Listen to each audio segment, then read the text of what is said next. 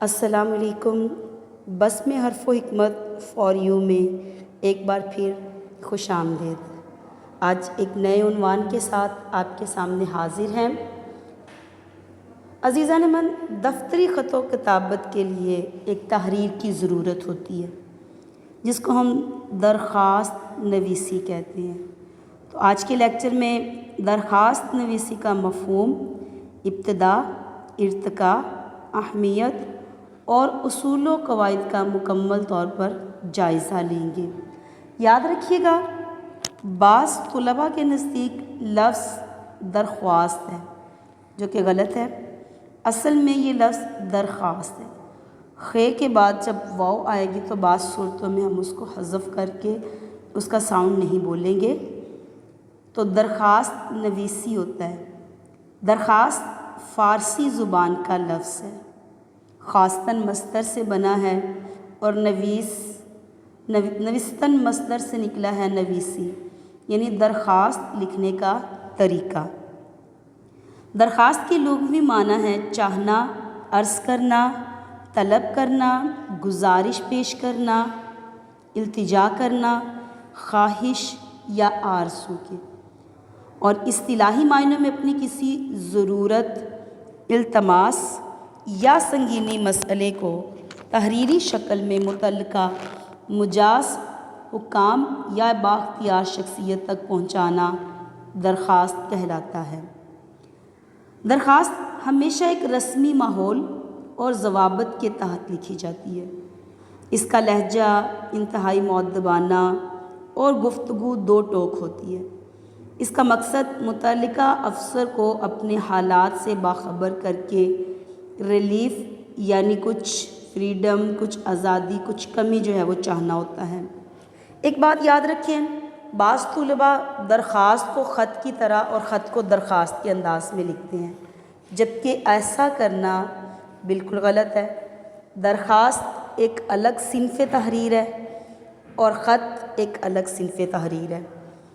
تو درخواست میں التجائیہ انداز، مؤدبانہ لہجہ اور رسمی الفاظ کے ساتھ مختصر طور پہ اپنے خواہش کو، بات کو پیش کیا جاتا ہے، جبکہ خط یا مکتوب غیر رسمی انداز ہے۔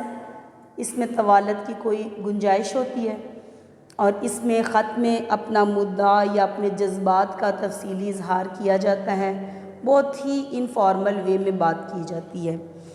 اور مخاطب کا دائرہ کار کیا ہوتا ہے؟ درخواست ہمیشہ کسی بااختیار عہدے جیسے مینیجر ہے، پرنسپل ہے، چیئرمین تعلیمی بورڈ ہے، اس کے نام لکھی جاتی ہے، جبکہ خط کسی مخصوص فرد یا رشتہ دار کو لکھا جاتا ہے۔ اس کے علاوہ انداز تحریر اور لہجہ، خط میں ذاتی، جذباتی یا غیر رسمی گفتگو ہوتی ہے، لیکن درخواست کا لہجہ ہمیشہ رسمی، تعظیمی اور معروضی ہوتا ہے۔ اس کے علاوہ عنوان کی شمولیت، درخواست میں ایک واضح عنوان دیا جاتا ہے تاکہ مدعا پڑھنے والے کی نظر میں سمجھ آ جائے، جبکہ عام خطوط اس سے آزاد ہوتے ہیں۔ درخواست میں فالتو تمہید نہیں باندھی جاتی، بلکہ براہ راست اصل بات پہ، اصل مدعا پہ بات کی جاتی ہے، جبکہ خط میں ایسا نہیں ہوتا۔ اب دیکھتے ہیں کہ درخواست نویسی کا تاریخی سفر کیسا تھا، یعنی قدیم درباروں کے رواج سے لے کر دور جدید کے ڈیجیٹل اور برقی نظام تک کا ارتقاء کیسے ہوا۔ تو دیکھیں کہ درخواست نویسی کا ابتدا کیسے ہوئی، آغاز کیسے ہوا۔ تو یاد رکھیے گا، عہد سلاطین اور عرض نویسی۔ قدیم دور میں جب حکام سے مدد کی درخواست کی جاتی، ضرورت ہوتی، تو رعایا اپنی شکایت چمڑے، ہڈیوں یا کاغذ پر لکھ کر شاہی درباروں میں پیش کرتی تھی، جسے عرضی کہا جاتا تھا۔ درباروں میں مستقل عرضی نویس بھی متعین ہوتے تھے جو عام لوگوں کا مدعا تحریر کرتے تھے۔ چلتے چلتے یہ دور جب برطانوی راج تک آیا تو برصغیر میں برطانوی دور حکومت میں دفتری نظام منظم ہوا، باقاعدہ قوانین اور پٹیشن رائٹنگ متعارف کروائی گئی، جس کے تحت عرضیوں کے لیے مخصوص فارمیٹس، قانونی زبان اور کچہری کے ضوابط بھی عمل میں آئے۔ دور جدید میں درخواست کا ارتقاء کیسے ہیں؟ آج کل کے دور میں ای میل اور ڈیجیٹل طریقوں سے جو درخواست لکھی جاتی ہے وہ الفاظ کی جگہ برقی ای میل نے لے لی ہے، جس سے مراسلات فوری متعلقہ مینیجر تک پہنچ جاتے ہیں۔ اس کے علاوہ آج کل کے دور میں آن لائن پورٹلز اور گورننس بھی ہوتے ہیں۔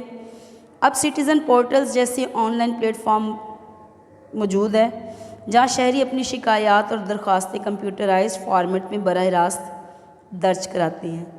اس کے علاوہ منظم ٹیمپلیٹس اور فارمیٹس ہوتے ہیں دفتری نظام کے لیے، جہاں سے خط و کتابت تیز ہوتی ہے۔ درخواست نویسی کی اہمیت اور افادیت کیا ہے؟ درخواست کی اہمیت بہت زیادہ ہے۔ سب سے پہلی بات یہ حقوق کے قانونی حصول کے لیے یہ معاشرے کی ہر عام طبقے کو بااختیار بناتی ہے کہ وہ اپنے بنیادی حقوق، ریلیف یا انصاف کو باوقار انداز میں مانگ سکے۔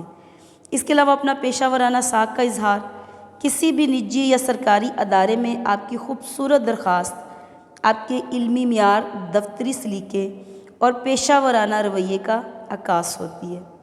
اور اس کے علاوہ نمبر 3 تحریری دستاویزی ثبوت کے طور پر موصول شدہ درخواست دفتری ریکارڈ کا مستقل حصہ بنتی ہے، جنہیں مستقبل میں قانونی ریفرنس کے طور پر بھی پیش کیا جاتا ہے۔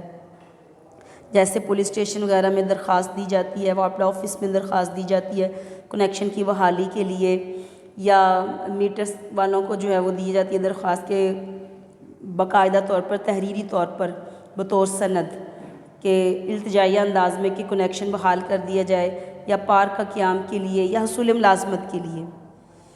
اب یاد رکھیے درخواست کے بنیادی دفتری اجزاء کتنے ہیں؟ تو درخواست کے بنیادی طور پر دفتری اجزاء 2 ہیں۔ دفتری اجزاء کی بات ہو رہی ہے کیا، جس میں خطاب اور عنوان۔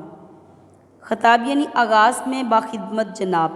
درخواست کا آغاز ہمیشہ متعلقہ بااختیار افسر کے باوقار عہدے اور دفتری پتے سے کیا جاتا ہے۔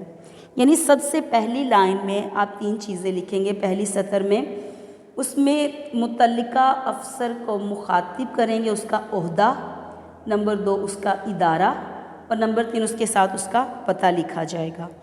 اس کے بعد عنوان، اگلی سطر پر عنوان دیا جائے گا، اور عنوان کے بعد مخاطب کر کے جناب عالی عاجزانہ طور پر، اس کے بعد نفس مضمون بیان کیا جائے گا، اور پھر اس کے بعد آخر میں اختتام میں تاریخ وغیرہ لکھی جائے گی۔ یاد رکھیے گا درخواست نویسی کے سنہری قواعد کیا ہے؟ مؤدبانہ الفاظ کا استعمال، یعنی درخواست لکھتے وقت ہمیشہ عاجزانہ خود اعتمادی والا لہجہ ہو، جیسے گزارش ہے، التماس ہے، عین نوازش ہے۔ اختصار اور سلاست، اصل بات کو سادہ اور آسان زبان میں پیش کریں۔ فالتو کہانیاں، فضول تعریفیں، باتیں، اس سے گریز کریں۔ درخواست مجازی افسر کا انتخاب، درخواست ہمیشہ اس اہلکار یا افسر کے نام لکھے جو قانونی طور پر وہ مسئلے حل کرنے کی طاقت رکھتا ہو۔ اور چوتھی چیز درخواست لکھتے وقت اس بات کو مد نظر رکھے کہ تحریر میں املا کی غلطیاں دفتری وقار کو کم کرتی ہے، سو رموز اوقاف کا بروقت استعمال پر توجہ دیں۔ کچھ غلطیاں ہوتی ہیں جب ہم درخواست لکھتے ہیں تو اس وقت عموماً جو غلطیاں کی جاتی ہے وہ کیا ہے؟ ان میں سے ایک غلط جو ہے نا وہ ہے کہ باخدمت جناب ہیڈ ماسٹر ہم لکھتے ہیں، ہیڈ ماسٹر صاحب، حالانکہ جناب اور صاحب دونوں بیک وقت تکرار اضافی کی وجہ سے غلط ہے، یعنی یا تو صاحب لکھیں یا جناب لکھیں۔ سو باخدمت جناب ہیڈ ماسٹر، یا باخدمت جناب پرنسپل، یا باخدمت پرنسپل صاحب۔ اسی طریقے سے جناب عالیہ اگر خاتون آفیسر ہیں ان کے لیے بھی جناب عالی ہی استعمال کریں، کیونکہ یہ مذکر اور مؤنث دونوں کے لیے یکساں مروج ہے۔ درخواست برائے رخصت بیماری، درخواست برائے رخصت بیماری نہیں ہوتا بلکہ درخواست رخصت برائے علالت یا بیماری ہوتا ہے۔ اور درخواست میں عنوان کا لفظ اگر سطر پر واضح لکھنا لازمی ہے، اس میں درخواست برائے نہیں لکھا جائے گا۔ الارس کے نیچے ہی تاریخ لکھنا یہ بھی غلط ہے۔ بلکہ العارض کے بائیں طرف مخالف سمت میں تاریخ لکھنی چاہیے۔ درخواست نویسی محض ایک روایتی تحریر نہیں بلکہ یہ ایک دفتری نظم و ضبط، حسن اخلاق اور مؤثر رابطے کا عملی آئینہ ہوتا ہے۔ انشاءاللہ اگلے لیکچر میں ہم مکمل طور پر درخواست کے 2 طریقے سیکھیں گے کہ درخواست کیسے لکھی جائے، کس طریقے سے لکھی جائے، اور درخواست لکھتے وقت کن باتوں کو مد نظر رکھنا چاہیے، اور درخواست میں نمبروں کی تقسیم کیا ہوتی ہے۔ کل انشاءاللہ اس کے بارے میں لیکچر ہوگا۔ اللہ تعالی ہم سب کو آسانیاں تقسیم کرنے کی توفیق عطا فرمائے۔ شکریہ۔